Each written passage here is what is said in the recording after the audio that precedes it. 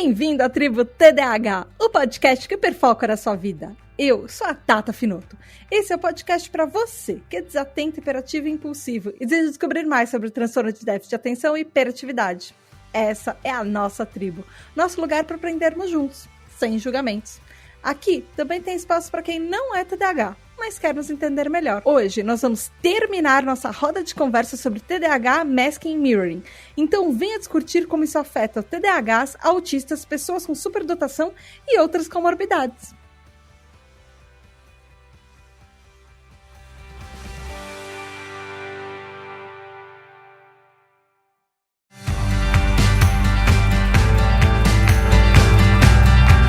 Oi, tribo, tudo bem? Aqui é a Tata Finoto e mais um episódio sobre TDAH para vocês. E como os episódios do mês passado eles foram tanto sucesso entre vocês e também entre o nosso grupo de apoiadores da Tribo TDAH, então esse tema foi votado, foi o tema mais votado do mês para a gente voltar em mais 2 episódios desse mês para continuar falando sobre Masking e Mirroring, só que dessa vez vai ser um episódio diferente, porque nós temos convidados aqui hoje. Mas antes de apresentar os convidados, eu quero lembrar uns recadinhos para vocês. Vocês também podem, que estão ouvindo, entrar no nosso grupo secreto de apoiadores e falar com mais de 190, nós estamos chegando a 200 apoiadores, nós já chegamos e depois já voltamos para 190 e vários de novo, mas a gente está naquele, chega nos 200 e pouquinhos, volta aos 190 e pouquinhos, apoiadores TDAHs lá no grupo exclusivo e votar nos temas, escolher quem vai participar dos episódios, ou você pode participar dos episódios, pode mandar perguntas para os episódios, ouvir seu nome, receber parabéns, enfim, vá lá em apoia.se/tributdh, lá no Apoia-se. E também os apoiadores da Tribo TDAH recebem parabéns nos meses aniversários deles. Os nossos aniversariantes do mês são Sofia Lopes, que fez aniversário dia 14 de junho, Antônio Eduardo, que fez aniversário dia 19 de junho, João Queiroz, que fez aniversário dia 25 de junho, e Val Armanelli, que fez aniversário dia 26 de junho. Parabéns, parabéns, parabéns, parabéns! Muitas, muitas, muitas felicidades para vocês e beijos especiais da Tata. Então, para começar aqui, só recapitulando, essa é a segunda parte do episódio de entrevista com o podcast Distraídos. Então, se você perdeu a primeira parte, para um pouco, volta no episódio anterior, ouve e a gente tá aqui te esperando. E também, se você perdeu os 2 episódios antes desse, que foram os episódios 76 e 77 sobre masking e mirroring no TDAH, ou seja, mascarar os sintomas, ocultar os sintomas do TDAH e espelhar os comportamentos de pessoas neurotípicas para a gente se adaptar na sociedade, talvez seja melhor você ouvir, porque a gente vai discutir algumas coisas aqui, vai conversar algumas coisas que a parte teórica, a parte de como acontece, como isso impacta nas nossas vidas, eu já falei naqueles outros episódios também, que são, na verdade, são os 3 últimos episódios que a Tribo do TDAH lançou, talvez fosse bom você ouvir antes dessa parte. Mas, para quem já ouviu tudo isso, eu quero só recapitular quem está aqui comigo. Tá, Alpin Montenegro, que ela é influencer de neurodivergências, ela é TDAH, ela é autista, ela tem altas habilidades e superdotação, que a sigla é AHSD, ela também é negra e LGBT, e também o Eric Mota, ele é TDAH, ele é jornalista, ele trabalhou na Band, no Congresso em Foco, no Instituto Socioambiental, e ele é fundador do Regra dos Terços, e essas 2 pessoas maravilhosas são lá do podcast Distraídos.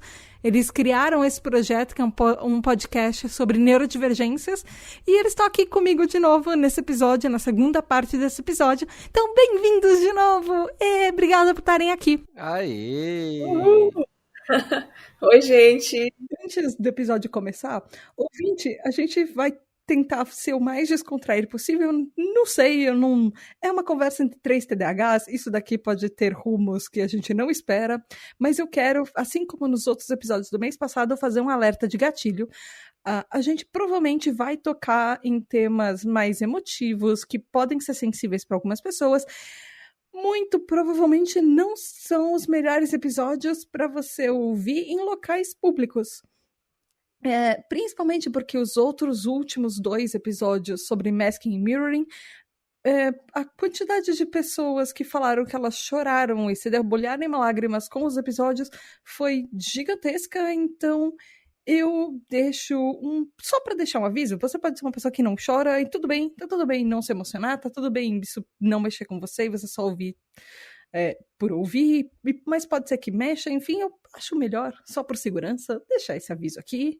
Enfim, e quando eu falo dos últimos episódios, foram os episódios 76 e 77, que são TDAH, Masking e Mirroring, que significa literalmente mascarar os sintomas de TDAH, e mirroring é espelhar comportamentos neurotípicos para a gente ser mais aceito. Então é disso que a gente vai falar hoje. Então, vamos pro episódio, vamos começar com as perguntas, recomeçar com as perguntas que a gente não conseguiu fazer na primeira parte do episódio. Tem uma pergunta muito boa, que é da Cecília Costa, que é assim: existe qualquer perspectiva para que os profissionais no Brasil estejam mais cientes de sintomas como esses, de masking, mirroring? Que é falando, por exemplo, até falando em eventos, simpósios, congressos, universidade. E para responder isso, eu quero chamar uma participação especial, que é da nossa doutora, a Mayara, e ela é médica. Eu acho que talvez ela saiba responder isso muito melhor que a gente, porque ela tá dentro do meio para saber, assim, o que acontece com os profissionais. Será que os profissionais vão ter ou estão com mais consciência sobre mascarar sintomas de TDAH hoje, sobre espelhar comportamentos neurotípicos hoje? Mai, é com você. Olá pessoal, meu nome é Mayara, eu tenho 31 anos, eu sou médica, tenho TDAH, fui diagnosticada há mais ou menos 4 a 5 anos, já faz bastante tempo. Me formei em medicina em 2018 em São José do Rio Preto. Nos últimos anos eu fiz diversas pós-graduações e concluí elas, sendo especialista também em medicina da família e comunidade pela Unifesp, tratamento da dor pelo Albert Einstein e também especialista em cuidado intensivo pelo Albert Einstein também. Atualmente eu trabalho no Hospital do Servidor Público de São Paulo como plantonista e também estou estudando práticas adicionais integrativas para aqueles pacientes que não podem fazer uso das medicações fortes no tratamento e controle da dor. Bom, eu não tenho muito o que falar a respeito das especialidades médicas como psiquiatria ou neurologia. Eu vou falar a respeito do que eu passei na minha graduação e sobre a visão dos meus pares e como que é a visão interna mesmo dentro da medicina em relação a médicos não especialistas. Bom, eu não tenho muito como falar a respeito da visão, né, do masking em relação aos outros profissionais, como neurologistas, psiquiatras e psicólogos. O que eu vou falar mesmo é o que eu aprendi e a vivência que eu tive em congressos e também em rodas de discussão de casos clínicos, mas tudo bem de um modo mais direcionado para um médico não especialista, tá? E mesmo na especialidade de saúde da família e comunidade, é um pouco diferente. Como profissionais clínicos, generalistas, ficarmos muito atentos àquelas crianças que possuem muita hiperatividade dentro de sala de aula, possuem problemas para entregar trabalhos e que não estejam acompanhando seus pares dentro das instituições escolares. Basicamente foi a apresentação do TDAH clássico. Não fomos apresentados ao conceito masking, ou como é falado em português, camuflagem, mas na época nunca havia, nem sonhava que eu pudesse estar fazendo masking naquele momento da aula, e nem sonhava que aquilo existia, que o masking existia. E até esse momento eu mal sabia assim, a respeito de TDAH, das principais características. Eu sabia que era um questionário que a criança deveria preencher aqueles pré-requisitos, e feito isso, preenchidos os pré-requisitos, é encaminhar para o especialista, neurologista, psiquiatra ou psicólogo para concluir, ou neuropsicólogo, né, para concluir o diagnóstico e seguir com o tratamento. Mas durante a graduação também, eu vou falar que eu não fui apresentada nenhum conceito semelhante com camuflagem ou masking. Em São José do Rio Preto, eu participei também do Congresso de TEA, que tinha, eu não lembro se foi em 2017 ou 2016, e eu participei desse Congresso de TEA e também do Congresso de Neurologia. Esses congressos eles são muito importantes para os estudantes, porque através deles são apresentados outros conceitos e complementa-se à matéria que é dada dentro da faculdade. Então é muito importante. Os próprios congressos incentivam a participação dos estudantes para que a gente possa participar das rodas de conversa, entender como que são os perfis de pacientes e ter contato com matérias diferentes daquelas que não são oferecidas dentro da nossa própria graduação. E durante esses congressos, o que nos foi apresentado foi a mudança dos diagnósticos de TEA para espectro autista, né? Antes classificava-se o TEA de modo diferente e considerava-se a pessoa autista com sintomas clássicos. Não havia aquele espectro do leve, moderado, a grave ou nível 1, 2, 3. E nesses congressos também foi apresentado os conceitos de TDAH no adulto, TDAH nas pessoas desatentas e não apenas nas pessoas hiperativas. E isso foi muito interessante porque não era um conceito apresentado dentro da minha graduação, foram conceitos apresentados fora da graduação. Na graduação foi apenas apresentado características clínicas clássicas e também não havia sido apresentado o conceito de espectro autista. E a partir desse momento que a gente participou dos congressos, a gente conseguiu ser atualizado e conseguiu entender que essas características elas diferem e não são tão pontuais como a gente imaginava e aprendia na graduação.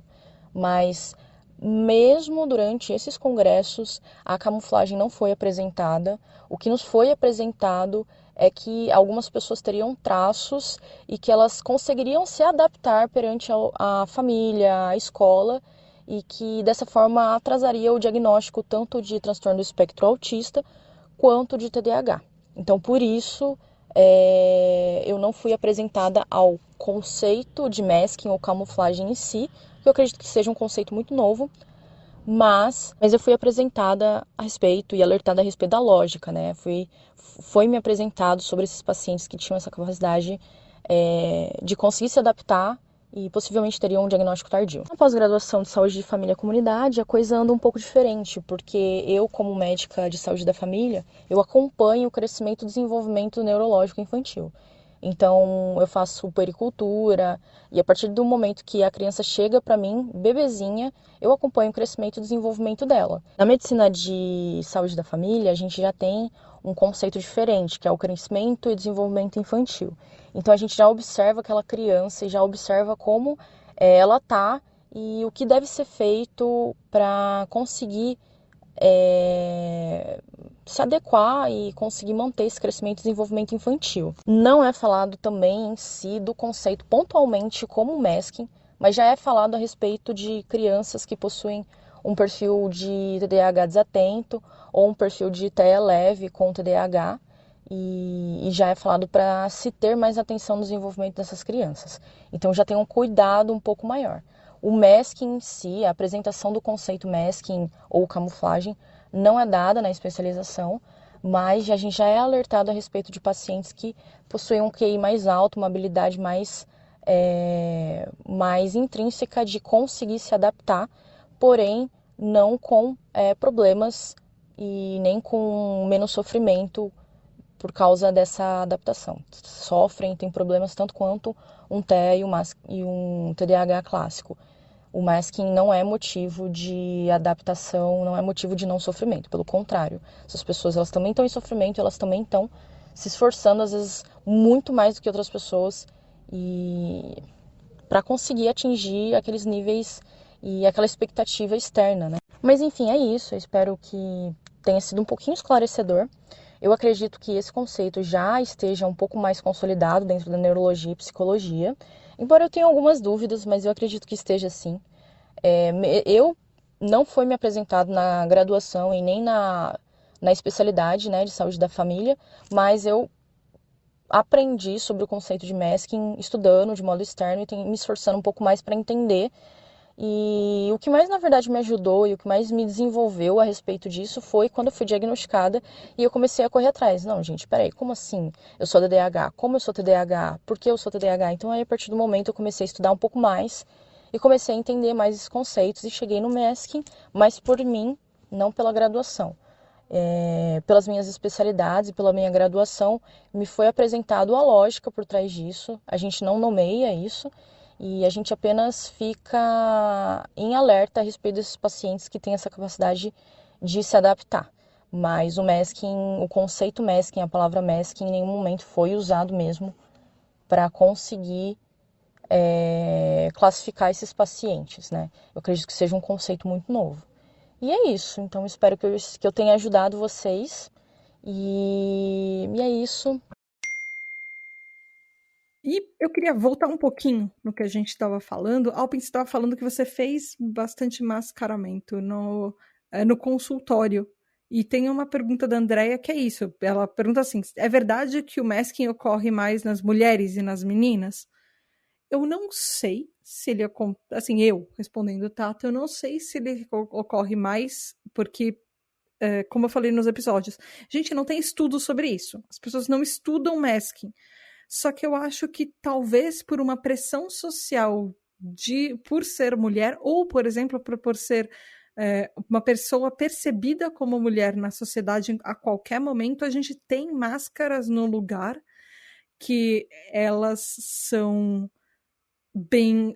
a gente é ensinada, a partir do momento que você nasce, a sociedade te percebe como mulher, você é ensinada a se comportar de um jeito e qualquer coisa longe daquilo é diferente e não necessariamente é bom. Ou a partir do momento, talvez que, sei lá, uma mulher se descubra, uma mulher trans se descubra mulher, ou se entenda, ou na verdade se assuma mulher, ela vai talvez ter máscaras que ela vai também precisar vestir para a sociedade, para que as pessoas da sociedade percebam ela como a mulher que ela é.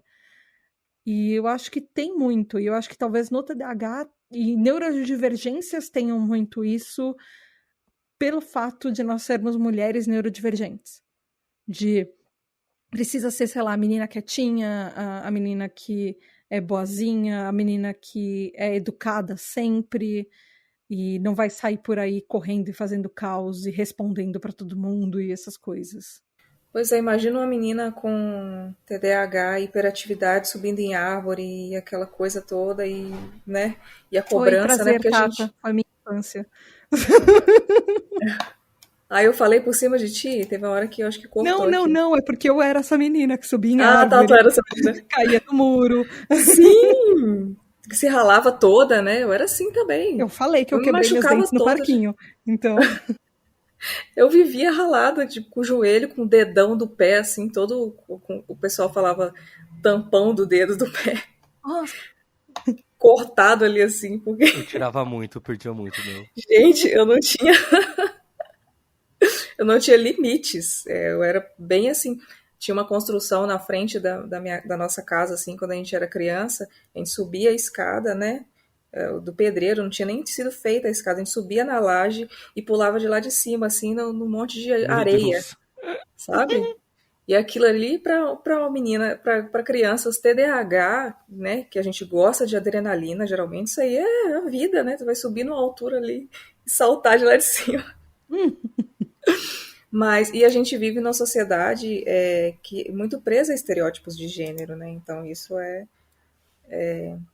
para nós que somos mulheres, TDAH e tal, a gente começa a ser cobrada muito cedo e a gente acaba fazendo muito masking por consequência disso, né? Dessas cobranças, dessas represálias.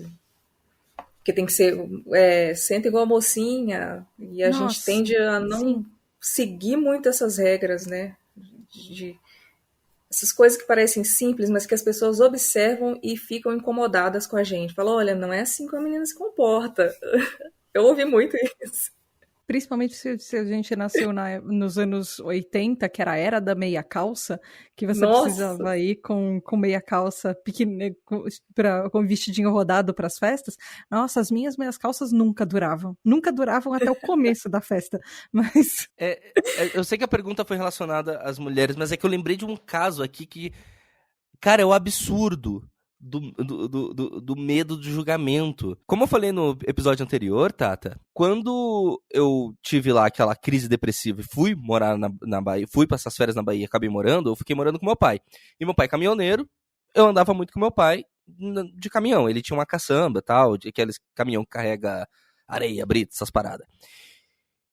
E resultado, quando eu queria Traduzindo, fazer... seu pai tinha um caminhão de parquinho, né? Porque... Isso. Aqueles caminhão que a gente brinca, né, no parquinho. Isso. Foi, inclusive, uma fase muito difícil também. Eu cheguei na Bahia em 6 meses, meu avô faleceu. E aí meu pai foi à falência, teve que vender casa. Gente, nossa senhora, deu tudo errado. Tava tudo bem, até eu chegar. E aí... Brincadeiras à parte, não foi minha culpa, eu acho. E aí, nessa que eu ficava muito com meu pai e tal, eu precisava fazer xixi, meu pai parava o caminhão na estrada, eu ia fazer xixi.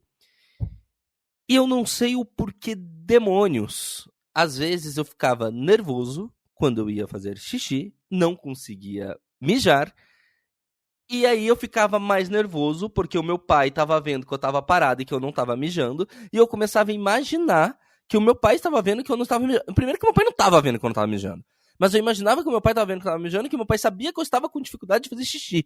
E eu lembro que isso aconteceu muito, tá? Não foi uma ou duas vezes, não. E eu ficava com a pressão de, não, eu preciso mijar, eu quero mijar, eu preciso mijar. Como assim eu não vou mijar? Meu Deus, eu tô nervoso, meu Deus, eu tô com vergonha porque meu pai tá vendo que eu não tô mijando. E aí eu não conseguia fazer xixi. Às vezes eu fingia que eu tinha feito xixi e eu voltava pra dentro do caminhão. Por que eu ficava com... Por que tudo isso rolava? Eu não sei. Às vezes eu só ia fazer xixi e não conseguia por qualquer motivo. E aí eu começava a ficar nervoso, achando que o meu pai tava vendo quando eu tava fazendo xixi e que meu pai ia me julgar por isso. Por que o meu pai ia me julgar por isso? Hoje eu não faço ideia de qual seria o motivo de ser julgado por isso. Mas na adolescência, até o fazer xixi e os outros perceberem que, pensei que eu queria fazer xixi, mas nem queria. O que acontece, gente? Naquela época, pra mim, era algo que, meu Deus, como assim? Meu pai percebeu que eu fiquei nervoso por tanto. Acho que era por isso, na verdade. Acho que eu ficava nervoso porque eu tinha vergonha de fazer xixi na estrada e algum carro passar e alguém me ver. Acho que era isso, agora que eu tô lembrando aqui. Só que, tipo, tá tudo bem. Na verdade, o ideal é que você não faça xixi no meio da estrada porque isso é tentado violento ao pudor. Mas... mas naquela época, né, o mundo era um pouco diferente. A lei já existia, mas ninguém cumpria. Então... chegava o absurdo de eu ficar com esse masking com o meu próprio pai, com uma coisa ridiculamente absurda. De tanto que o masking prejudica a nossa vida. Nas pequenas coisas. Nas coisas micros. Enfim, eu lembrei desse fato que eu lembrei e falei, cara, quando vocês falavam, tava pensando, mas que realmente o masking ele atrapalha a gente em todos os sentidos, até na hora de fazer xixi. Nossa, mas eu achei que fez muito sentido isso, essa vergonha sua, porque o homem ele é ensinado a fazer xixi em qualquer lugar. O mictório não tem nenhuma divisão entre um e outro, né? Tipo, e é ok ter pessoas que não se sentem confortáveis com isso, né? Tu tá exposto ali, cara. Tipo, nossa, Alpin, você resumiu. Agora eu entendi. E isso é fruto isso.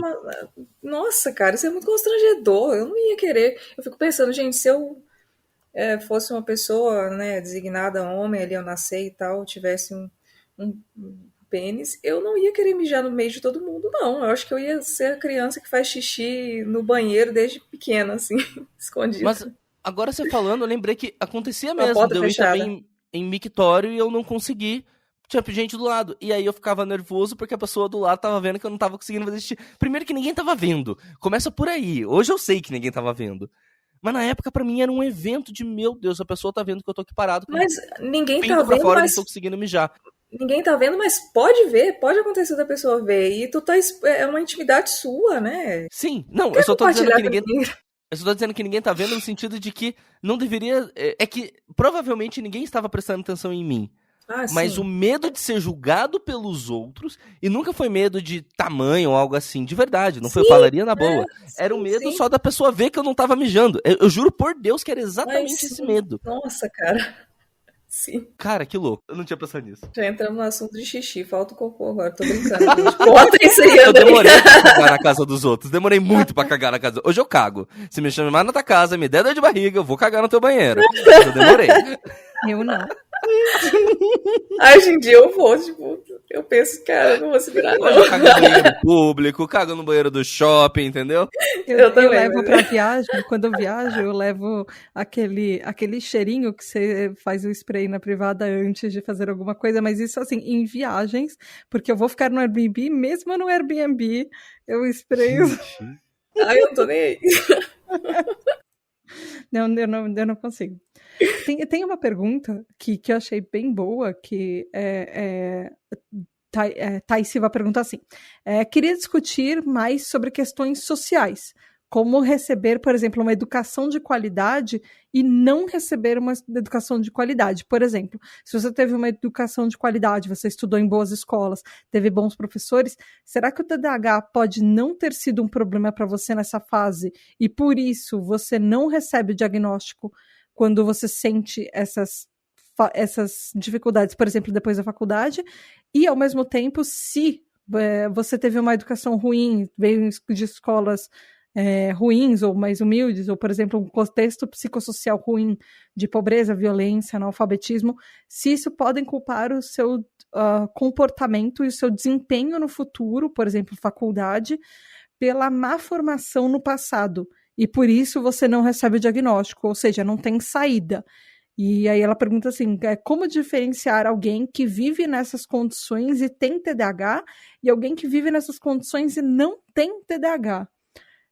E eu acho que, assim, a pergunta foi bem complexa, eu acho que tem muita coisa pra gente pensar aí, porque, primeiro, lembrando assim, em contextos, existe sim clichês sociais, e na verdade são estigmas sociais muito mais do que clichês, de, por exemplo, a Alpi pode falar isso muito melhor que eu, mas, por exemplo, tem pessoas negras e pessoas pobres, quando elas têm um transtorno mental, por exemplo, TDAH, elas são vistas, por exemplo, como pessoas que não se esforçam, e o diagnóstico pode ser mais difícil por todo um estigma de você não vai dar certo, comparado com talvez pessoas que são brancas e de classes sociais mais altas, mas a gente sabe que o TDAH não é questão de esforço, mas eu percebo que existem questões que podem dificultar mais para pessoas por exemplo, de outras etnias, eu não estou falando só de pessoas negras, mas, por exemplo, pessoas indígenas também, talvez, pessoas ciganas, por exemplo, de procurarem o diagnóstico por causa de etnias ou por causa de uma classe social, porque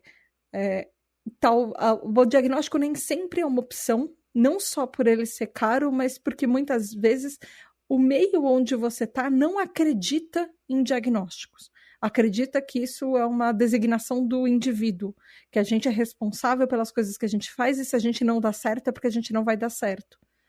Eu queria entender como vocês veem isso, porque, assim, tem toda essa questão de não ter o diagnóstico, mas quem é TDAH vai ser TDAH. Eu costumo falar, TDAH não escolhe classe social, não escolhe etnia, não escolhe gênero, identidade de gênero. A gente é TDAH independente de qualquer uma dessas coisas, é porcentagem populacional, a gente foi escolhido na rodinha genética, e o cérebro não fala, você vai ser de tal jeito, então você vai ter de TDAH, você vai ser mulher, você não vai ter, você vai nascer rico, rico não pode ter TDAH, pobre pode, ou você vai ser pobre, pobre não pode ter TDAH, rico pode. Não é assim, o cérebro não escolhe antes de você nascer como é que ele vai ter neurodesenvolvimento. Mas eu queria entender como que vocês percebem isso. Se a educação influencia, se vocês acham que... Ou até influencia na fase do diagnóstico. Eu sei, é muita pergunta, é complexa. Sim, então, no período escolar, né, até a 4ª série eu fiz numa escola particular. Então, por mais que eu não tivesse suporte, eu sempre fui meio invisível, assim, durante todo o período, desde o pré até o ensino médio, né? Eu era meio que invisível, assim. Mas eu lembro que na escola particular era mais tranquilo, por ter menos estímulos, né? Menos pessoas. Então era mais fácil para mim. E eu acho que do período do pré-escolar até a 4ª série, eu acho que eu achava muito fáceis as disciplinas. Então, assim, eu acho que não exigia tanto de mim, sabe? Depois, a partir da 5ª, 6ª, que começou a exigir mais, e aí eu estava numa escola pública, que é bem diferente. A escola pública tem muito estímulo sensorial, é muita gente dentro da sala de aula, o sinal para tocar, né, entre um intervalo e outro é altíssimo. Então eu lembro que foi extremamente desafiador para mim, mas eu fazia bastante masking e conseguia passar, assim, sabe? apesar de não... Mas eu não me destacava, não. Pelo menos eu tirava ali, eu era mediana, sabe? Eu não conseguia estudar, eu tinha muita vergonha, porque eu chegava em casa, eu não conseguia fazer igual meus colegas, né? Tipo, eles chegavam em casa, conseguia estudar. Quando eu conseguia marcar com alguma coleguinha, assim, para estudar, eu ia para casa dela, mas eu não conseguia me concentrar naquilo. E eu noto que, no meu caso, os professores não, sei lá, foram bem negligentes, assim, sabe? Eu não fui aquela pessoa que estava com dificuldade, mas chamava, mas que despertava um interesse, assim, nas pessoas ali que estavam à Você não era volta para criança poder... problema. E eu fazia masking também, então eu era mais quieta, né? Aquela criança que passa meio despercebida ali, que tem altas habilidades de superdotação e ela consegue, sabe, apesar dos pesares, tirar uma nota ali e tal. Então, parecia que eu conseguia dar conta sozinha das coisas, mesmo estando muito quieta e tal. Então, eu me senti bem negligenciada, assim, sabe? Mas eu me lembro que estudar para mim era uma tortura. Eu tinha pesadelos porque eu tinha medo de repetir de ano. E meu sonho era terminar o ensino médio, assim, porque eu pensava, nunca mais eu piso num ambiente desse, porque era extremamente violento para mim, em todos os sentidos, né? Eu não tive amigos na escola, não tinha nada que me segurasse ali, sabe? Que me fizesse ter vontade de voltar no dia seguinte. E ser uma criança neurodivergente, ocupando esses espaços, né? Uma criança preta neurodivergente, é muito difícil, né? E principalmente quando você não tem ali pessoas adultas que estão por ti, assim, sabe? Que te enxergam, que te humanizam e pensam, nossa, essa criança está muito quieta, deixa eu ver aqui, né? Se ela está precisando de algo, sei lá. Cara, no meu caso, eu vim de um lugar... Para mim é muito difícil separar as coisas, né? Porque não foi apenas a escola. O meu histórico, em resumo, que aí eu já vou chegar nesse ponto do quanto a escola pública influenciou no meu TDAH. Eu vim de uma realidade muito difícil, assim, como falei já. Minha mãe é manicure, meu pai é caminhoneiro. Na adolescência, meu pai tentou ter um caminhão, perdeu por dívidas, não conseguiu, foi só uma tentativa. E, enfim, quando eu tinha 8 meses, meu pai separou da minha mãe, saiu da Bahia e veio morar em Curitiba. E quando eu tinha 2 anos, eu vim passar as férias com meu pai e, por os motivos dele, ele não me devolveu. Então, assim, a minha vida foi sempre muito conturbada.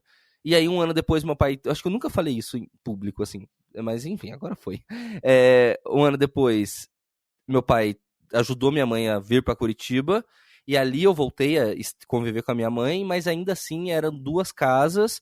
Aí horas eu vivi com minha irmã mais velha, que era meu grude, horas separado dela, porque cada um ficava na casa de um pai. Aí depois misturava, eu ia pra casa da minha mãe, minha irmã pra casa do meu pai, depois eu pra casa do meu pai e minha irmã pra casa da minha mãe.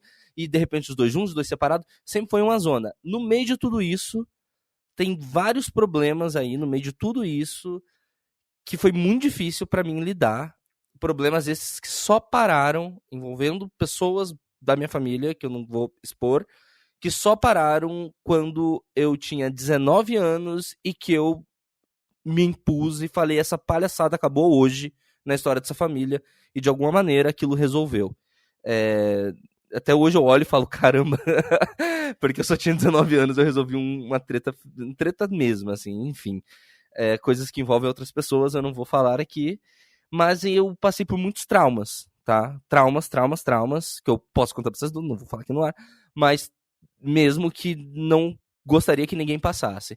E em meio a tudo isso, aí quando eu tinha 11 anos, meu pai saiu de Curitiba e foi morar na Bahia, onde ele ficou, e até eu ter 19, mas onde eu só fui voltar a morar com ele lá naquela fase da treta dos 15 para os 16 anos. Então, assim, minha vida foi muito conturbada. Agora mistura tudo isso com... Eu nunca passei fome, tá? Mas eu já comi arroz com farinha, que não tinha dinheiro nem pra ovo. Eu já comi café preto com pão de 3 dias, que eu não tinha dinheiro nem pra comprar pão, nem pra comprar leite. Fome eu nunca passei, mas passei muito apuro na minha vida. E ainda mistura tudo isso com uma escola em que tinha tráfico, eu via gente com armas, eu via gente traficando, eu via gente usando droga, assim... O Colégio Estadual Protásio de Carvalho, hoje em dia tá muito melhor pelo que eu vejo, mas na época era o demônio na terra. Então, em Curitiba, no bairro Itatiaia. Então, se você... Agora, pra mim é muito difícil responder a essa TDAH Hyper, Tata, porque eu não consigo falar só da escola pública. Eu tenho todo esse contexto. Eu tenho todo esse contexto por trás. Eu fui criado longe de... Eu não tenho convivência com meus avós. Todos eles morreram, menos a avó parte de pai, que eu também não tenho convivência, porque eu fui tirado do seio da minha família da Bahia com 2 anos. Eu não tenho convivência com as minhas tias, não tenho convivência com as minhas primas. Então, assim, é muito difícil eu responder sem trazer todo esse contexto pra mesa, porque tudo isso influenciou. E aí pega uma escola completamente desestruturada, 50 alunos numa sala, um aluno com arma aqui, outro aluno traficando ali. Já vi aluno ameaçar professor de morte, já vi professor ameaçar aluno, porque o professor ou fazia isso ou morria, então o professor tinha que se impor com o aluno. Então, assim, o bagulho era louco. E você acha que no meio de tudo isso iam reparar no Eric? O menino que não consegue parar quieto, o menino que até respeita os professores, mas não consegue aprender de jeito nenhum. Não repararam. E eu sempre passei por conselho de classe. Eu nunca passei por nota no colégio. Nunca. Nunca. Sempre foi conselho de classe, no máximo recuperação, ou o professor me dava nota por dó. Porque tinha uma regra no Protásio que não podia passar 2 anos seguidos. Eu não sei se era em todo o Paraná. Eu sei que não podia passar 2 anos seguidos por conselho. Então, um ano era por conselho, outro ano o professor me dava nota. Eu fazia recuperação, ainda assim não tirava nota, e eles completavam porque gostavam de mim. Por quê? Eu sempre fui muito educado. Devido a todos esses traumas, eu sempre respeitei muito os mais velhos. Tem gente que com esses traumas fica uma pessoa violenta, só que eu fiquei retraída. Então, eu respeitava muito. E aí, não repararam em mim. De jeito nenhum. Então, pega todo esse bololô. Agora eu vou falar da minha esposa, que estudou em escola particular até, acho que 1º ano, sei lá, 8º ano. Coisas que minha esposa fala pra mim, tipo, tal coisa, né? Eu falo, o que é isso? Louco, isso a gente aprendeu na 7ª série. Eu falo, não, eu não aprendi. Aí eu não sei se é porque eu sou TDAH ou se é porque eu vim de escola pública. Então, não repararam. Eu lembro que eu fiz há poucos meses, 1 ou 2 meses de terapia na infância, porque meus pais não conseguiram continuar pagando. Mas eu não lembro o que me levou pra terapia, mas eu dou minha cara a tapa que foi a escola, porque eu nunca sentei pra conversar com a psicopedagoga. E como que a escola não tinha dinheiro pra ter lanche direito? Como que ia contratar uma psicopedagoga? Então, eu acho que ser neurodivergente em escola pública é 20 vezes pior do que ser neurodivergente em escola particular, por culpa de ser neurodivergente e tá lidando com traficante, tá lidando... Quer dizer, não é com toda escola pública, no meu caso foi. Tá lidando com o cara que vai te matar se você olhar torto pra ele. Então, assim, você fica 10 vezes mais retraído, porque você não tem uma equipe pra te socorrer. E não é por culpa dos professores. Eu deixo isso muito claro. Só pra fechar, porque eu acho que é importante falar isso, que a gente vive um momento de demonização do serviço público. A culpa não é dos professores. Como que o professor também tá lidando com o traficante? Também tá lidando com o cara com a arma e também tá lidando com 50 alunos. Como que esse cara vai reparar no Eric? A culpa não é dos professores. Os professores são salvação desse país, subvalorizados. Então eu deixo claro que a culpa não é deles. Eles são outras vítimas desse sistema que não valoriza a educação. Nossa, militei aqui no final. Quanto mais a gente destoa, né, do padrão, mais vulnerável a gente fica. Então tu estava extremamente vulnerável, né, imagino eu. Uhum. Mas no meu caso, a minha escola pública era uma cidade do interior que eu fui criada, tipo, 10 mil habitantes. Com relação a isso, eu acho que era tranquilo. Se tinha esse tipo de coisa, eu nem via. Eu estava distraída demais pra perceber. Cara, eu já vi muito corpo na minha vida. Na vida não foi fácil, não. Pois é. Eu sofria muitas outras coisas, assim, na rua. Não. Eu não vou entrar em detalhes dessas coisas, não. Alpin, você acha, por exemplo, que o masking pode ter contribuído para o seu diagnóstico de TDAH e autismo só só na vida adulta? Inclusive, isso foi uma pergunta do Antônio Eduardo. E ele fala, por exemplo, que depois dele falar que ele foi ele tá tentando diagnóstico para uma suspeita de TEA, porque ele já tem o diagnóstico de TDAH. E aí depois ele foi falar com o médico, e ao falar que falar de um outro assunto, o médico fez uma piada, ele riu, e aí o médico falou, um autista não ia rir dessa piada. E ele falou que ele riu porque ele achou, não porque ele achou engraçado, mas porque ele foi uma reação automática, ele fingiu que ele entendeu, para não passar vergonha na consulta, enfim. E ele queria saber justamente isso. Você acha que talvez o masking pode contribuir para profissionais que não reconhecem TDAH e TEA em adultos, TEA leve, por exemplo, em adultos, de primeiro nível de suporte? Para profissionais que não estão preparados para atender e avaliar pessoas dentro do TEA, eu acho que sim, que pode atrapalhar, sim. Esse negócio que ele contou, né, de rir de uma piada mesmo sem entender, nossa, e é muito porque o TDAH, ele tende a se precipitar, né, então, e aí quando tu acaba rindo, nem terminou ainda, tu nem entendeu e tu às vezes acaba fazendo, pelo menos eu acho que eu faço bastante isso, por ser, eu não sei se é só autista que tem mais essa dificuldade para entender piada, ou se TDAHs também tem isso, né? Porque eu tenho bastante dificuldade para entender, não sei vocês. Acho que depende. Isso que eu falei, eu acho que pode acontecer, depende talvez do contexto, não é talvez uma coisa universal, por exemplo. Mas eu acho que tem alguma coisa que pode ser em comum, sim. No meu caso, sendo autista, eu acho que é mais corriqueiro para mim eu não entender uma piada, ou eu entender, tipo, segundos depois, sabe? Todo mundo já tá rindo, né? E eu rio depois, assim, Sim. Esses dias eu tava assistindo o Globo Repórter e tava assistindo a novela Pantanal, amo Pantanal, e aí começou o Globo Repórter, não é Globo Repórter, como é? A Repórter Aprendiz? Não, Profissão Repórter. Acabou o Pantanal e começou a Profissão Repórter. E nessa, eu tava passando sobre dublês. E aí tinha um cara que já tinha sido de algum BBB, eu não conhecia, e eu tava tomando... observação importante, eu tava tomando antibiótico, e TDAHs, tomam antibiótico. Perguntem, questionem seu médico se o antibiótico corta o efeito. Porque eu contei pro médico que eu tomava remédio pra TDAH no postinho de saúde, e o médico ignorou, mandou antibiótico, cortou todos os efeitos, eu fiquei uma semana sem dormir, e extremamente ansioso, enfim. Eles não sabem também se corta. Eu fiquei extremamente ansioso, foi uma semana bem difícil. E aí eu pesquisei e li a bula e podia cortar. E cortou, no meu caso. E aí cortou todos. Que eu fiquei sem dormir, fiquei ansioso. Até depressão bateu nessa semana que eu fiquei tomando remédio. E aí, depressão que eu digo é estar choroso, vamos dizer assim. Qualquer coisa me emocionar. E aí, gente, eu tava passando, eu tava com o celular no bolso, olhando pra tela. Só isso que eu tava fazendo, tá?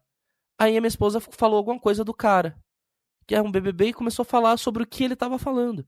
Eu olhei pra tela, olhei pra ela, eu fiz e balancei a cabeça. Aí viu uma interrogação gigante na minha mente, até que eu olhei pra ela e falei, eu simplesmente não sei o que está acontecendo. Então, se isso aconteceu, foi um gap, porque eu tava sem medicação, eu não sei o que estava passando na TV, eu sei o contexto, que era sobre dublês, eu sei que o cara era um ex-BBB, mas eu só sei disso. Aí eu não sei nem o que ela interagiu, nem o que exatamente aquele cara tava falando que levou a interação dela. E se isso aconteceu comigo vendo TV, imagina a piada na vida, enquanto eu tava pensando o que eu ia almoçar. Então acho que acontece bastante da gente não entender piada, em especial quando a gente não tá fazendo acompanhamento. No meu caso, percebi agora quando tô sem remédio. Só uma observação engraçada, que daí eu olhei pra minha esposa e falei, cara, antes de eu tomar o remédio eu era assim, eu ficava tendo isso aqui que eu tive agora. Daí ele falou, você era muito pior. Só que eu não sabia, né? Porque eu fui 29 anos como eu era. Então pra mim aquele era o jeito comum, tradicional de ser. E não, era o meu jeito neurotípico, neurodivergente de ser. Porque ela falou que eu tinha muito mais desses gaps, que eu não sabia onde eu tava, basicamente. Eu tenho uma confissão polêmica a fazer. Eu acho que talvez eu perca ouvintes nesse momento, eu vou perder seguidores, mas enfim. Primeira vez que eu assisti Friends, eu não entendi E eu fiquei perguntando qual era a graça daquilo e por que as pessoas gostavam tanto. E, inclusive, amor, eu te amo, apesar de você vai, meu namorado vai me abandonar nesse momento, porque ele ama Friends, enfim. Eu amo Friends também. Depois eu entendi, depois de uns anos, eu fui assistir Friends, porque teve alguém que estava junto comigo e colocou uma maratona de Friends, naquela época que as TVs passavam 24 horas de Friends e não sei o que lá. E aí eu comecei a ver, aí eu comecei a entender e ver a graça que as pessoas viam, porque, nossa, todo mundo achava super fantástico. Mas o primeiro impacto que eu tive assistindo um episódio, eu olhava aquilo e achava besta, eu não entendi a graça daquilo. Eu não entendi por que as pessoas achavam aquela coisa constrangedora engraçada. E até hoje eu tenho alguns problemas com situações constrangedoras, porque eu não acho situações constrangedoras engraçadas. Mas algumas pessoas adoram o humor de constrangimento, sei lá, mas... Depois eu entendi, depois eu gostei e tudo, mas assim, eu demorei muitos anos pra entender o humor de Friends. Mas eu vou falar hoje, esses tempos a gente zerou Suits. É uma série que eu gosto, Suits, é uma série sobre advogados. É uma série pra mostrar dois homens brancos ricos que acham que são donos do mundo porque eles são brancos e ricos. É basicamente isso, Suits. E é uma série que é legal, eu reconheço que é legal. Eu gostei, eu ria de algumas coisas. Mas eu confesso que eu sei que eu entendi 30%. Porque como envolve termos jurídicos, e daí é inglês, aí tem que legendar, porque tem que ser com legenda, porque eu não consigo entender inglês. E aí são termos jurídicos, são situações, e aí é um sistema judiciário com as leis dos Estados Unidos. Então, pra mim, é muito complexo. E eu falo isso hoje em dia, desde que eu descobri o TDAH, não tenho mais vergonha de falar essas coisas. E coisas assim, pra mim, eu tenho uma extrema limitação. Então, eu assisti Suits, eu gostei, mas eu sei que eu gostei de 30%. Porque o que tem de piada, que eu pausava, olha, falava pra Kelly, me explica. No início ela ficava até irritada. Aí, depois de um tempo, ela, principalmente depois do diagnóstico, nossa, a Kelly foi um anjo na minha vida. Mas, no início ela falava, não é possível que você não tenha entendido. Eu falava, cara, eu juro que eu não entendi. E isso acontecia agora, ano passado, quando a gente zerou, sabe, Suits. Ano retrasado, ano passado. Então, assim... hoje eu sei que tá tudo bem eu falar, gente, não, eu tenho um problema que quando as coisas são assim e fogem daquilo que eu tô habituado, é mais difícil pra mim do que pra maioria das pessoas. Mas antes eu não sabia que tava tudo bem eu falar isso, né? Então, passei 29 anos sofrendo, vivo o diagnóstico. Melhorou muito minha vida. E eu ainda não entendo o Switch direito. Eu quero puxar a pergunta do Antônio numa outra pergunta do Antônio. Que ele fala assim, se é... Um beijo, Antônio. Inclusive, eu conheço o Antônio. Beijo, Antônio. Inclusive, ele é apoiador dos 2 podcasts. Sim. Legal. Ele perguntou se o masking do TDAH pode afetar num diagnóstico de autismo baixo nível de suporte, por exemplo. E aí ele queria... Inclusive, ele emenda já isso, falando que ele quer recomendar um livro, que é o Unmasking Autism, do Devon Pride, que seria Desmascarando o Autismo, talvez, numa tradução livre minha agora, aqui nesse momento. Que ele falou que foi uma ótima indicação, inclusive de Vic Vieira, que também é TDAH Hyper, lá no nosso grupo dos TDAH Hypers, e ele falou assim que, apesar do foco principal ser esse mascaramento no autismo, o livro fala sobre neurodiversidade de uma forma geral. E que, fora o destaque dos grupos que normalmente não possuem visibilidade, como etnias, questões de gênero, posição social, por exemplo, etc., mas que ele aborda muitas explicações sobre o motivo do masking, sobre como identificar e como desconstruir isso, que ele está apaixonado, mas que o foco desse livro é autismo. Mas, principalmente, Alpins, você acha que pode o masking do TDAH pode afetar o diagnóstico do TEA, ou pode afetar no próprio TEA? Como é que foi? Por exemplo, você teve diagnóstico dos 2 ao mesmo tempo? Ou teve algum primeiro? Eu tive o diagnóstico de TDAH primeiro, né? O que é bem comum também em autistas, né? Eu tive o diagnóstico de TDAH com 28, 29 anos e de autista eu fui diagnosticada oficialmente, laudada no ano passado, com 33 anos. Mas isso também, essa pergunta tem a ver, é muito parecida com uma outra pergunta, né, sobre diferenças e semelhanças do masking no TDAH e no TEA. Porque no TDAH, Eu até anotei que eu pedi ajuda para uma amiga psicóloga, que ela é autista e TDAH também. Ela me mandou assim: no TDAH, geralmente a gente fica se esforçando para pelo menos fingir que estamos prestando atenção e não nos perdermos completamente no que o outro estava dizendo. Nos seguramos para não interromper as outras pessoas ou mudar de assunto o tempo inteiro. No TEA, o masking é mais sobre se policiar para não falar insistentemente do mesmo assunto, né, quando a gente está hiperfocado. Tentar esconder os stimmings, né, as estereotipias ali, esses movimentos repetitivos que a gente faz, né, nos forçar a olhar nos olhos, se forçar a interagir mesmo quando não quer, fazer scripts para passar por situações sociais e tal. Então tem essa diferença, né, do masking no... Gente, assim, porque pra mim isso é muito... Os dois fazem meio que quase tudo isso em comum, sei lá. Os scripts mentais de ficar ensaiando Sim, falas. você se identificou também? Muito. Ou, por exemplo, quando eu tô em rodas de amigos, eu às vezes, por exemplo, pessoas que eu não conheço tão bem, eu não vou falar sobre TDAH, eu não vou falar sobre TDAH. Aí, por algum motivo, o assunto surge, algumas pessoas, às vezes, alguém que me conhece olha pra mim, e aí na minha cabeça vem a frase, lá vou eu monopolizar o assunto. E aí eu começo a falar por 2 horas sobre TDAH e Você dar tem que uma entender que mini você não é a palestrinha. Tata Finoto. Você é a Tata Finoto tribo TDAH. Esse é o teu nome. Tudo junto, né? Bom, e no autismo tem muito essa questão também da gente imitar o comportamento dos outros, né? Mimetizar muito. No TDAH também tem isso, vocês acham?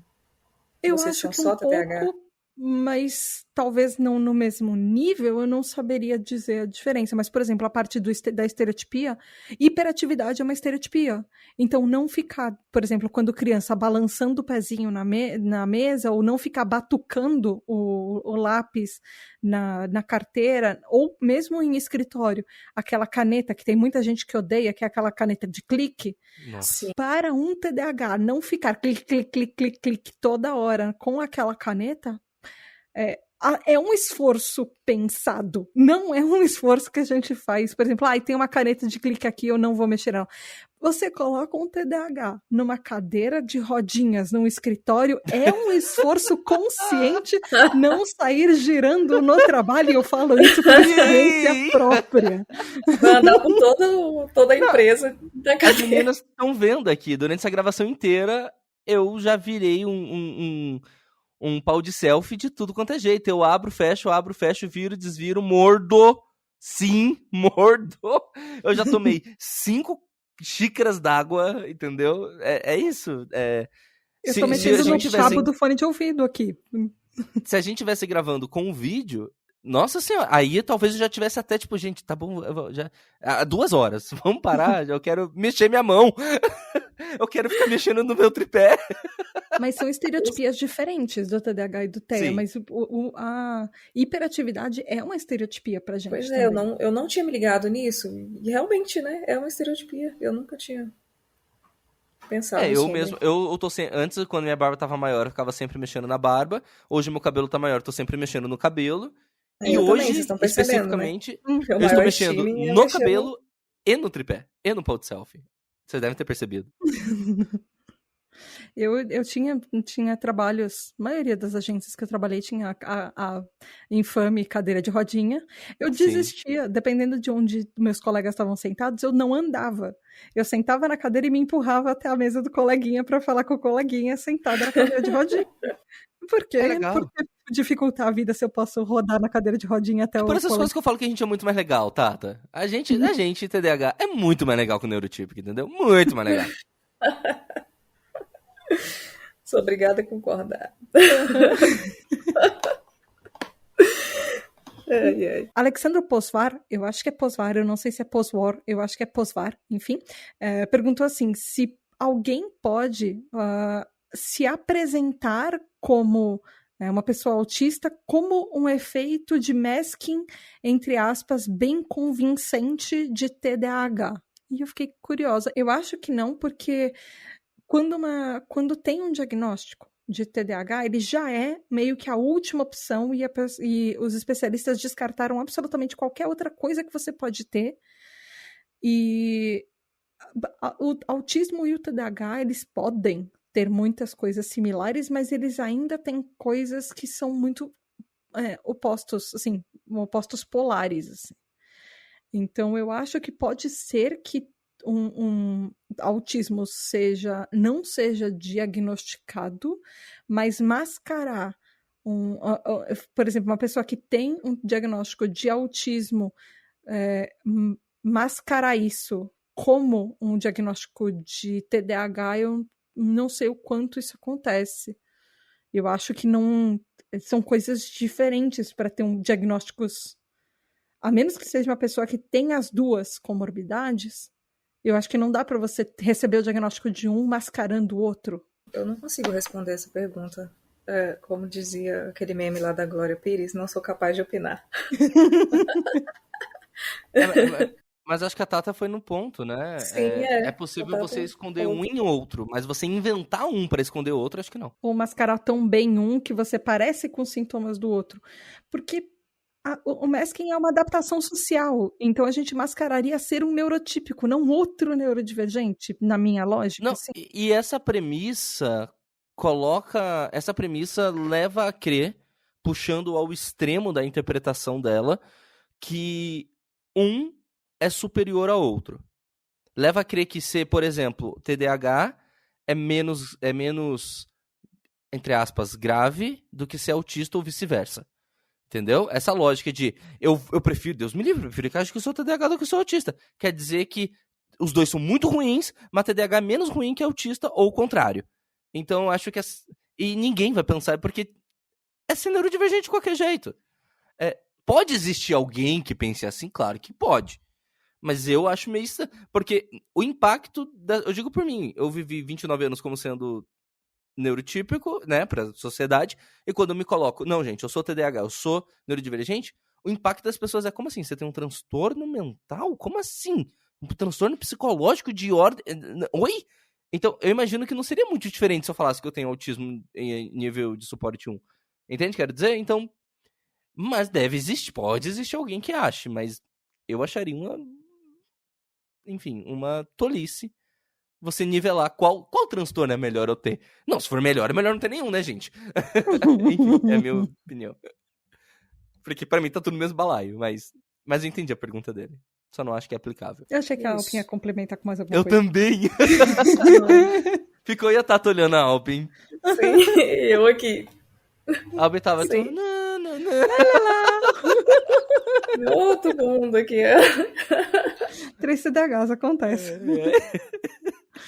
Eu acho que a pergunta para fechar, que é uma coisa que a gente discutiu, que eu falei nos últimos episódios, que inclusive a Alpin já falou um pouquinho sobre isso por cima, mas eu acho que é uma coisa boa para a gente tocar no assunto, que assim, a Maiara, inclusive, doutora Maiara, perguntou se as pessoas com altas habilidades de superdotação, que talvez as pessoas vejam na internet a sigla AH/SD, se elas podem, entre aspas, esconder ou atrasar um diagnóstico de TDAH e como isso ocorre. Pode bastante, porque a gente entra... o nome disso é dupla excepcionalidade. Isso entra em uma seara de problemas que o nosso cérebro, quando você tem altas habilidades, a gente tá com uma inteligência o nosso pensamento lógico, enfim, o tipo de altas habilidades de superdotação que você tem, ele é à frente da nossa idade há alguns anos. Só que a gente é barrado emocionalmente pelo TDAH, pelo amadurecimento do nosso cérebro que está alguns anos para trás comparado com as pessoas neurotípicas. Então a gente vive nessa dupla excepcionalidade, uma dualidade de eu sou muito inteligente, mas ao mesmo tempo eu não consigo completar isso. E fica sempre aquele... será que eu sou tão inteligente quanto as pessoas acham? Ou será que eu só não estou tentando o suficiente? E isso...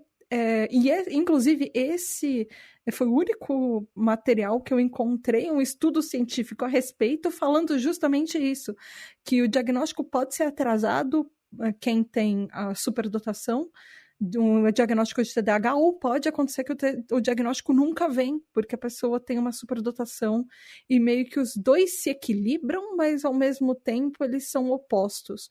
Eu acho que é meio que a questão, talvez até do autismo com TDAH, que eles se equilibram, mas eles são opostos também, de uma certa forma. Como é que vocês veem isso, assim? Como é que vocês... A Alpin, você também tem superdotação? Eric, eu não sei se você tem. Eu tô investigando agora o que eu tenho. Mas acho que a Alpin vai ser a melhor pessoa pra responder. É porque quando eu leio a pergunta, eu começo a lembrar de situações, aí eu vou viajando assim, quando eu vejo eu já esqueci o que eu queria falar. Você tá bem, Alpin, porque até agora eu não me achei no roteiro, já desisti, já fechei o roteiro, tô aqui. Você tá ótima, você tá maravilhosa. Você sabe onde é que tá a pergunta, Não, eu não sei onde tá a pergunta, eu só tô aqui. A Tata falou e eu fiquei assim, gente... Eu tô sem roteiro nenhum, eu tô aqui, ó, é eu. Digam aí que eu vou seguindo vocês, meninas, eu tô nessa vibe, assim, ó, eu tô nessa vibe desde 2 minutos de podcast. Mas a ideia era ser uma conversa sem roteiro mesmo, então eu tô usando o roteiro porque eu anotei, senão eu ia esquecer todas as perguntas. Mas... eu tô de olho no roteiro também, porque, enfim, é mais fácil pra mim, eu acho, pra acompanhar. Mas é isso, né? A gente fica nessa dualidade. Eu sou muito inteligente, mas eu choro se, sei lá, se meu apontador quebrar. Eu não sei, a gente é muito desregulado emocionalmente e meio que, eu não quero usar a palavra, a gente fica um pouco atrás, né? Dessa questão de amadurecimento emocional, é isso, né? Então, intelectualmente, a gente tá mais à frente e as pessoas olham pra gente e pensam, nossa, acham até que a gente tem uma idade a mais, né? Mas o nosso emocional ali, a gente é meio infantil também, então isso acho que confunde a cabeça das pessoas também, né? Sim! Que estão à nossa volta, porque elas ficam, nossa, que estranho, essa pessoa não tem zero maturidade emocional, mas é muito inteligente. Como um cérebro pode conseguir ser essas duas coisas ao mesmo tempo? Acho que não só emocional, talvez. Maturidade, eu acho que meio que ponto, né? Sim, sim. Porque a gente faz escolhas ruins, muitas escolhas sim. ruins por impulsividade. Mas a altas habilidades, uma pergunta, a altas habilidades de superdotação, ela é generalizada ou ela é sempre pontual? Por exemplo, alguém pode ter altas habilidades de superdotação somente para desenhar, somente para se comunicar? Ou altas habilidades de superdotação significa que você tem aquele termo que eu também não gosto, Tata, compartilho de você, QI elevado? Até onde eu sei, tem a superdotação, você pode ter áreas de superdotação. Mas eu não sei se tem, por exemplo, altas habilidades do tipo, você é uma pessoa mais inteligente do que a média de uma maneira geral. Eu realmente preciso pesquisar isso melhor. Mas eu sei que da parte da superdotação tem isso, sabe? Você é uma pessoa que se comunica, você é muito bom em pensamento lógico, ou você é uma pessoa muito boa em comunicação, ou você, por exemplo, tem uma superdotação para música. É a superdotação que eu sei que eu não tenho, porque eu não consigo nem... Se alguém me dá uma campainha para tocar no ritmo, eu vou tocar no ritmo errado. Eu também. Mas tem gente que tem uma superdotação para música. Então, ou para raciocínio lógico, tem áreas, uma rodinha, assim, de várias cores, como se fosse uma rodinha de arco-íris, daquelas que você roda e fica branco depois, mas cada uma delas tá escrito um tipo, uma variedade, tudo. E o vocabulário acaba sendo mais rebuscado muitas vezes, porque, né, mas não só quem tem altas habilidades, né, quem é TDAH, quem é autista também, a gente tende a ser bem curioso, então você acaba consumindo muito conteúdo, estudando sobre muitas coisas. Então isso acaba contribuindo para que seu vocabulário também seja mais, né? Chame mais atenção, principalmente quando a gente é criança, né? Depois de adulto, acho que isso não chama tanta atenção assim, mas na infância chama bastante. Eu fiz essa pergunta porque eu tenho uma facilidade gigantesca de me comunicar desde sempre. E é o ponto de... Eu fui pra Itália na minha lua de mel, eu não falo nada em italiano, e assim, eu me virei. Porque eu não falo nem italiano, na época eu não falava espanhol, hoje eu falo um pouco, mas eu não falava italiano, não falava espanhol, e assim, ó, eu me virei porque eu chego e me comunico. E isso acontece desde sempre, até da época, antes da 8ª série, quando eu era tímido, eu não fazia o trabalho, e aí, porque eu esquecia, e aí eu chegava e era a pessoa que chegava e apresentava o trabalho pra galera, mesmo sendo um assunto que eu não sabia nada, eu batia o olho em palavras-chave no cartaz e falava, deixa comigo que eu apresento. E aí eu apresentava, porque aquelas palavras, eu só criava frases que fizessem algum sentido com aquelas palavras-chave que estavam no cartaz e ganhava a nota máxima na apresentação. E no congresso, quando eu era repórter em Brasília, eu fiz muito isso. Eu tenho um projeto de lei, sei lá, sobre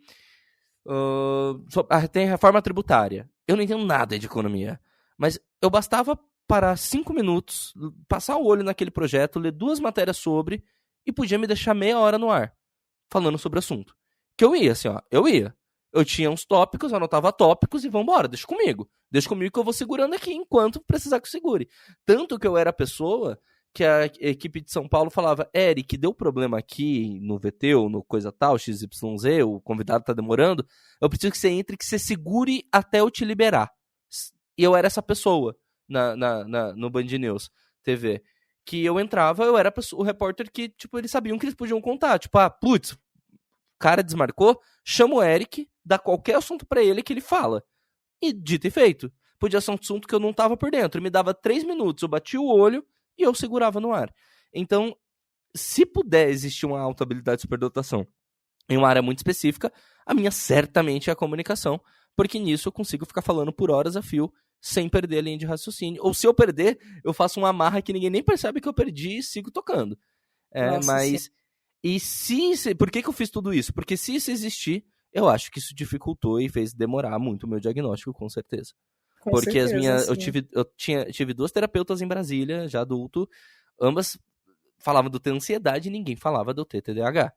Então eu que tive que levar esse problema pra elas falar, nossa, pra ela, né, que foi uma só, nossa, é verdade, pode ser, e aí eu fui no psiquiatra. Então,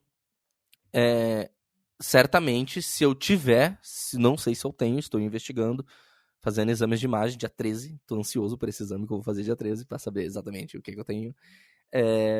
Aí eu vou, se eu tiver, é certamente na comunicação, e aí eu afirmo que dificultou. Se eu não tiver, só me comunico bem, dificultou me comunicar bem também. Mas exame de imagem mostra? Cara, eu vou fazer Não. 2 tipos de exames. Não, né? Não, altas habilidades Exame de imagem é mais TDAH para também descartar outras coisas, né? Isso. Exame de imagem, na verdade. Isso. O tanto que o exame de imagem, ele não... Assim, existem exames de imagens para TDAH, inclusive elas são super famosas na internet, mas Sim. ele não é um critério de diagnóstico. A avaliação é puramente clínica, né? Eu cheguei no não é psiquiatra, é neurologista, e falei que eu queria investigar o meu TDAH. Eu falei, cara, eu tenho TDAH, eu preciso investigar, eu quero saber tudo que eu tenho no universo. E aí eu quero investigar, eu tô muito focado em querer investigar, eu quero saber qual que é o tipo da minha preponderância. Eu acho que eu sou tipo misto, tipo combinado, mas eu quero investigar. Enfim, Sim, esses dias importante. eu tava, eu quero saber tudo. E aí ele receitou o TC de crânio e o EEG de 1 hora. Junto com isso, O eletrocardiograma. Junto com isso, ele me passou uns testes escritos, eu só fiz um e tô procrastinando fazer os outros. Que não pode fazer tudo no mesmo dia. Aí eu parei um dia, eu fiz um e esqueci. Tipo, na verdade, não esqueci que tá aqui em cima da minha mesa. Mas Sabe como que eu fiz? Não sei quando que eu vou fazer. Parabéns, um dia. Eric, seu TDAH está confirmado. Isso. Sabe como que eu consegui fazer esses testes? Toma aqui seu laudo.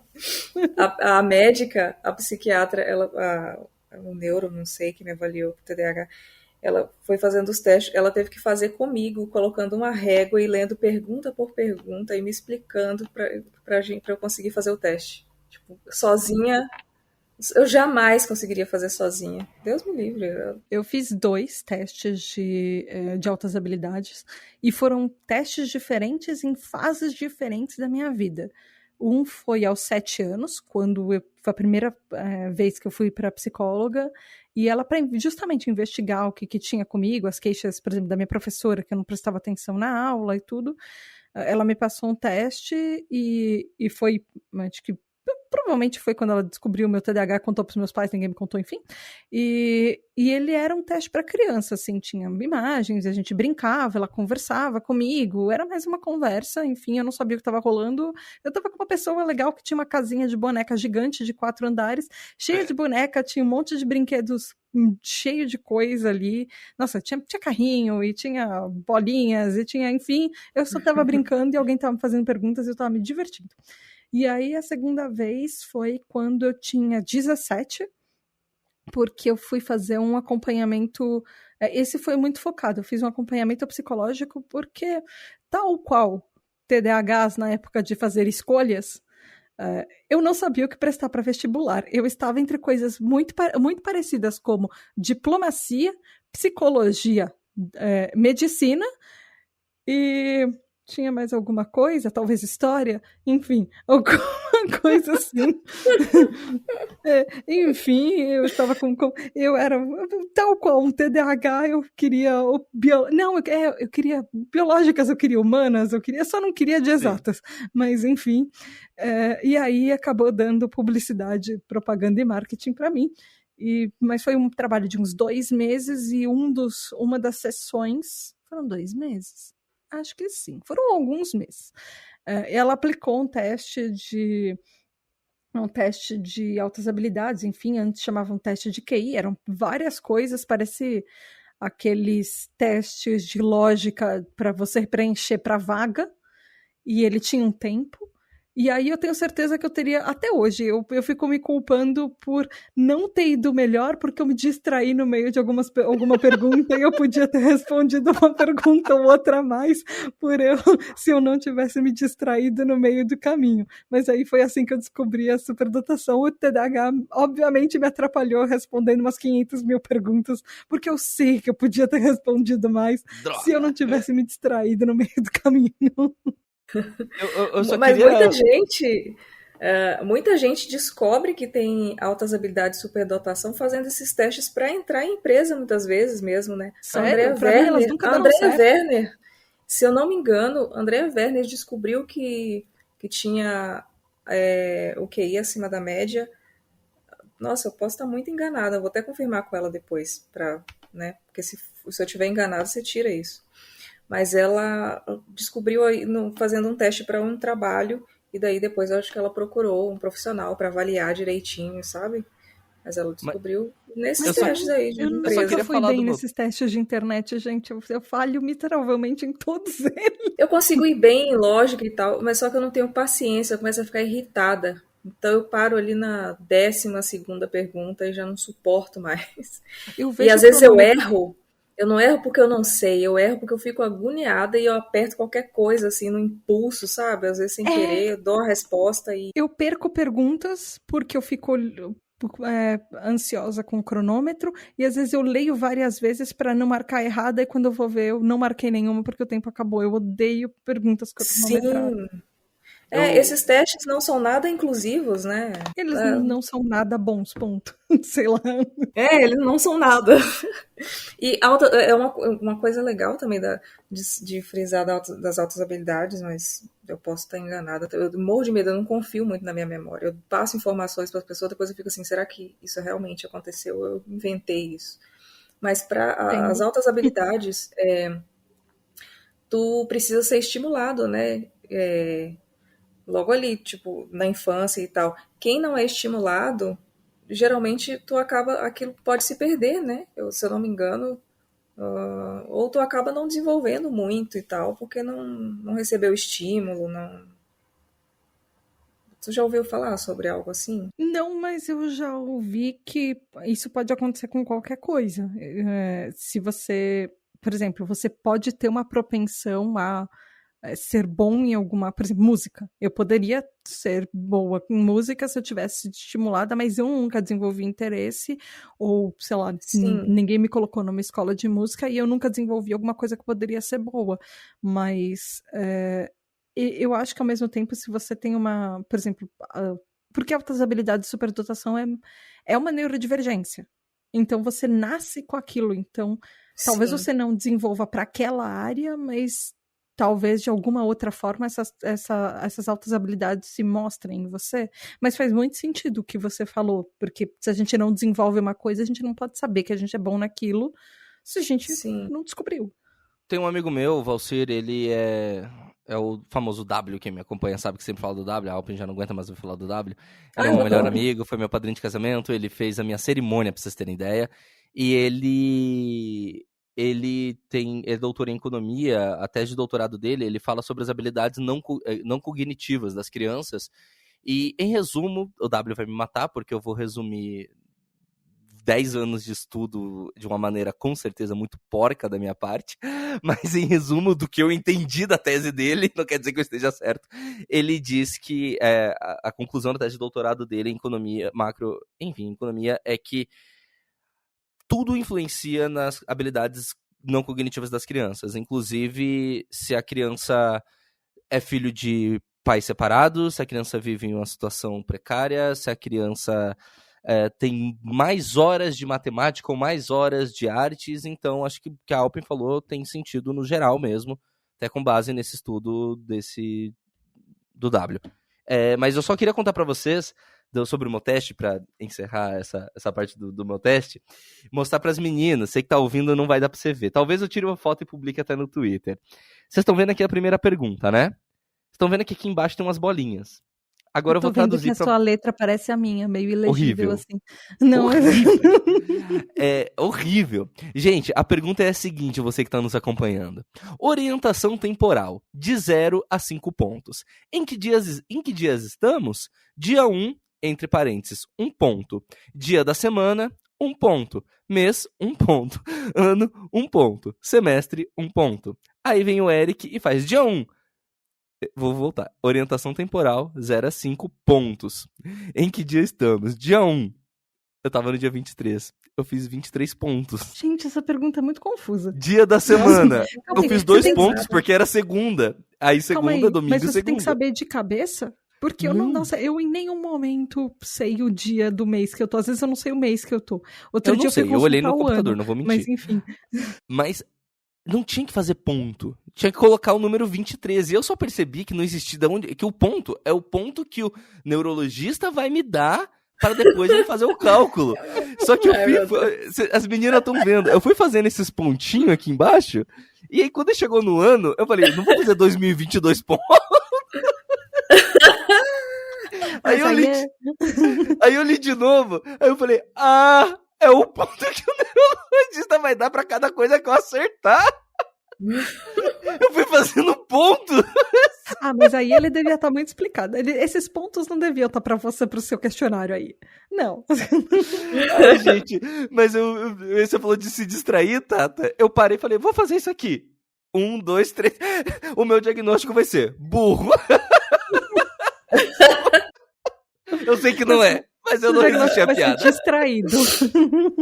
Eu sei que não é, mas tipo, eu olhei. Aí quando eu mostrei pra Kelly, ela olhou, eu falei, acho meu erro. Ela olhou e falou, por que você fez esses pontos? Eu falei, leia bem que você conhece minha mente, você vai entender. Ela olhou, ela falou, não. Foi além. O meu não era assim. O meu eram tipo questões lógicas e coisas assim. Mas tem uns ali, mas eu ainda não cheguei lá.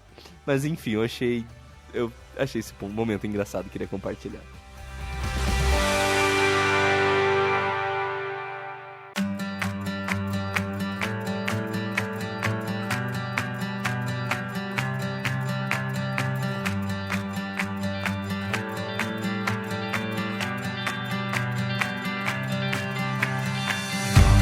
Então foi isso, ouvinte, foi isso por esses episódios. Eu espero que você tenha gostado dessa conversa. Eu acho que ela ficou maravilhosa, mas eu sou uma pessoa muito suspeita pra falar. Eu gosto demais da Alpin e do Eric, e por mim eu gravaria todas as vezes com eles.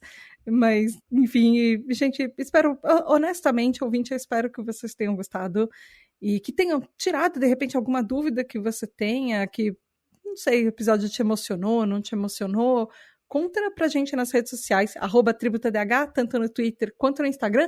Eu também estou no TikTok, esqueci de falar pra vocês. Ela mas faz enfim, dancinhas! Não, eu faço vídeos com cortes de episódios. E com legendas.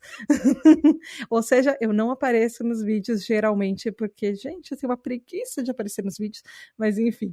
E @tributadh, Twitter, Instagram e também TikTok, sigam lá. Tenho quase nada de seguidores, mas enfim, é isso. Pelo menos eu estou lá, já é alguma coisa. E tornem-se TDH Hypers, venham apoiar a Tributo DH. Podcasts precisam de apoio, de verdade. Então vai lá em apoia.se/tributodh e você tem direito a um grupo secreto de apoiadores, que a gente está com 190 apoiadores, já chegamos aos 200, aí caiu um pouquinho, aí tá chegando de novo, enfim, e vai lá e se você ouve seu nome dos episódios, você pode votar na temática do episódio, mandar perguntas para episódios como esse, por exemplo.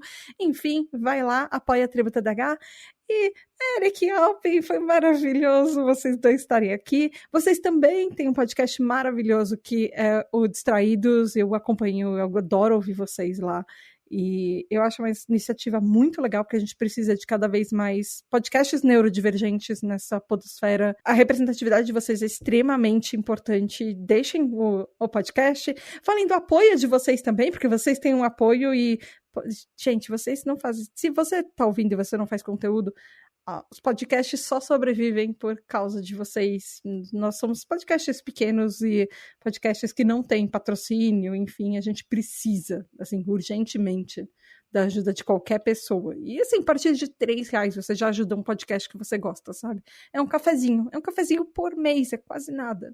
Então, falem do podcast de vocês, falem do apoio de vocês, falem das redes sociais, como as pessoas te acham, enfim. Gente, e aparecem uns picaretas, viu? Querendo patrocinar. Não é que a gente... porque não tem opção. Não, aparecem. Eu tava falando mais cedo pras meninas que chegou um coach lá no @ do Distraídos querendo fazer coach especializado em TDAH e sei lá o quê. E sim, amigo, se você tá aí ouvindo, eu não te respondi porque eu te acho um picareta. Mas essas pessoas nunca querem patrocínio pago. Elas querem que você divulgue o trabalho delas de graça. Esse que é o pior. Elas querem fazer o publi de graça. Eu nem dei sequência pra chegar pra descobrir, assim, eu só ignorei, assim, porque, na moral, nossa dignidade não tá à venda. É que sempre vem com a palavra parceria. Aí você percebe que parceria não é do tipo, olha, eu vou pagar te dar dinheiro e você me dá o produto. Não. Exato, não. Significa, gente, eu entro com a ideia, você entra com todo o resto da publicidade que eu preciso de graça. Isso. Cara, Tata, gente, eu só queria dizer o seguinte, sabe quando a Tata fala, oi, eu sou a Tata Pinoto, ela tem a cara fofa do jeito que ela fala, ela faz uma carinha, porque eu sempre imaginava ela falando isso de um jeito fofo, e ela é fofa assim, entendeu? A nossa musa dos podcasts, é uma honra ter passado esses 2 episódios por aqui, ela tá roxa enquanto eu falo isso, sou mestre deixar as pessoas com vergonha. Gente, é uma honra de verdade estar por aqui, eu sou fã do Tributo TDAH, é o primeiro podcast que eu ouço na minha vida, como ouvinte, assim, assíduo. E eu não só ouço, em 2 meses, desde que eu descobri, eu zerei o Tribo. Eu devo ter sido recordista, Tata Finoto. Eu devo ter sido recordista. Em 2 meses. Talvez, mas eu zerei não 80 episódios.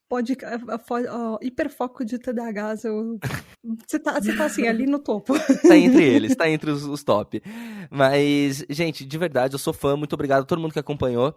Queria pedir hoje pra vocês, no último eu falei do Distraídos, continuo pedindo, @distraídospod, mas também queria pedir pra vocês acessarem o site regradosterços.com.br, que é o site onde a gente fala da temática dos direitos humanos, então a gente fala muito sobre a democracia em modo geral, né, Estado democrático de direito, dignidade da pessoa humana, meio ambiente, e o podcast Distraídos faz parte, portanto, queria mesmo pedir o acesso de vocês, porque é pra isso que a gente vive, e eu só faço isso na minha vida hoje em dia.